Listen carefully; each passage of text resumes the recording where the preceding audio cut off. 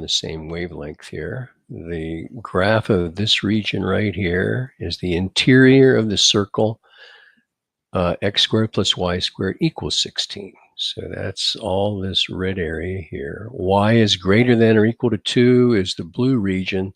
So we're trying to find the area of this region right here, which is called a segment of a circle. And the strategy for finding the area of a segment of a circle is to first find the area of the sector created by the radii that emanate from the center out to the endpoints of this segment right here. So this is the sector of the circle. And to find the area of a sector, you need to know what this angle is right here.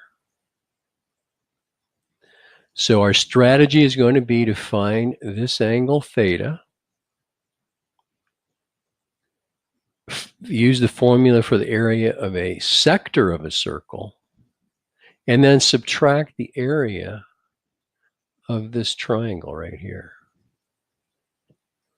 the green triangle. And that will leave the area of the segment, the area that I've sort of shaded in red.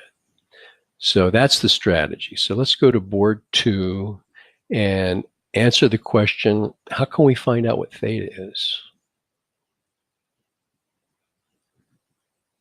And of course, the radii of the circle is 4, so we know this.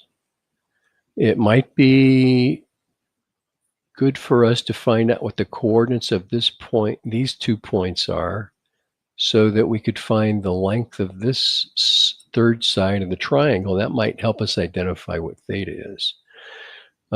So these 2 points have y coordinates of 2. So when y equals 2,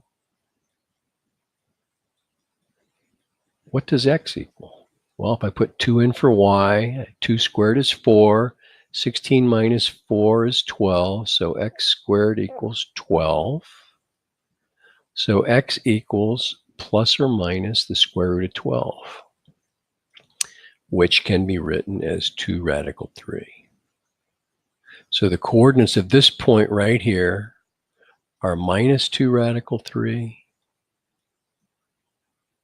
2, and the coordinates of this point are 2 radical 3, comma 2. So that means the length of this segment right here, or this third side of the triangle, is 4 radical 3. In other words, 2 of these 2 radical 3s. And if I drop this altitude right here from the center of the circle to this third side of the triangle,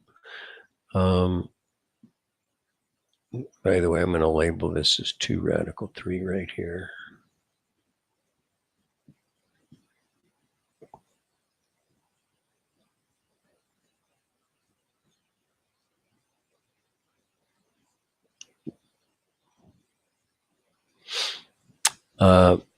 Question is, what's the, well, one of the things that we might be able to answer is what's the length of this side right here? Well, we could use the Pythagorean Theorem. This h squared plus 2 radical 3 squared equals 16. Or, well, what the heck? It's just the distance from 0 up to the line y equals 2. So that's a little more obvious than using the Pythagorean theorem. So we've got a triangle that, this little triangle right here, triangle 1, I'll call it, has sides that look like this.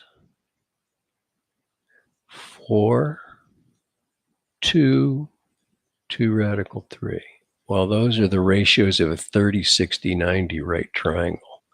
And so the 30 is the angle opposite the short leg. The 60 is the angle opposite the long leg.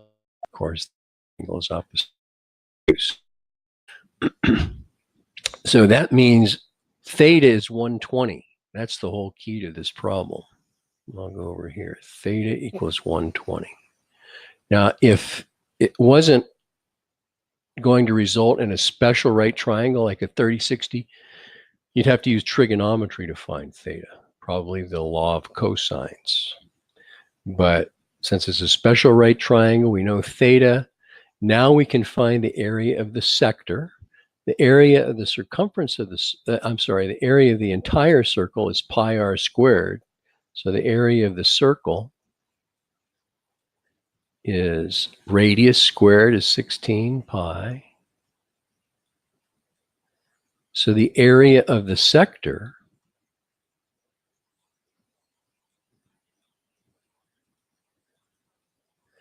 is theta is 120.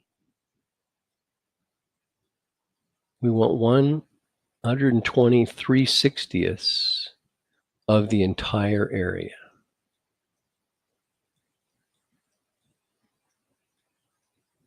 And of course, 123/60ths reduces to 1/3. So we really have 16 pi over 3 is the area of the sector.